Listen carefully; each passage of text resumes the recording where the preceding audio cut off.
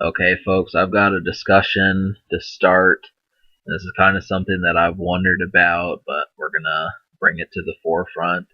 I wonder if Meek Mill's career is really in critical condition. Because a lot of people have said, he's under the bus, he's been obliterated, but how far are we going to actually stretch that? Because, to me, as far as the credibility went, it's not necessarily that this beating that supposedly happened was crippling, and that's the whole thing. Drake did have a very successful year, but how many songs do you remember hearing from him out of 2015?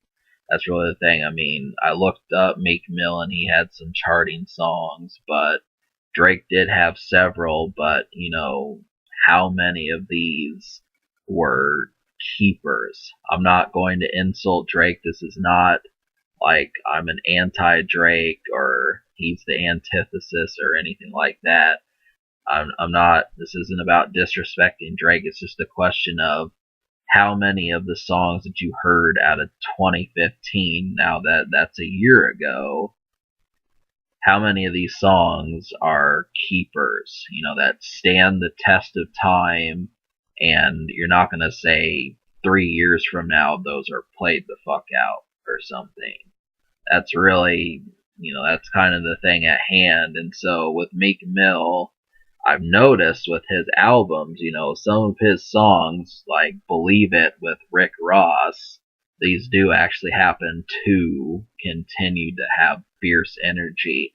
If there's one thing that Meek Mill has down, it's those songs like Tupac Back, that he can get anyone ignited.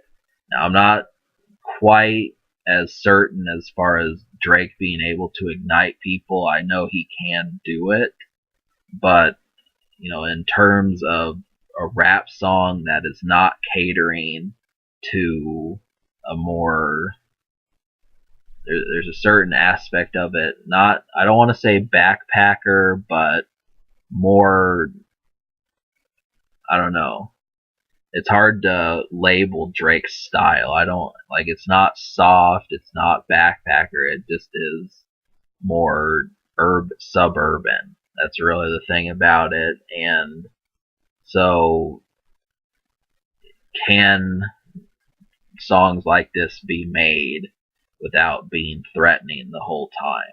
Anyone can throw barbs, but can these songs be made interesting from the other angle? This is something that Meek Mill is good at. But I mean, when I reviewed Dreams Worth More Than Money, I was surprised that, this project had traces of being a debatable, defining rap album. It may not be a 10 out of 10, but I'd probably say that, if you had to put it like in the top 30, I think it could probably fall somewhere in that list.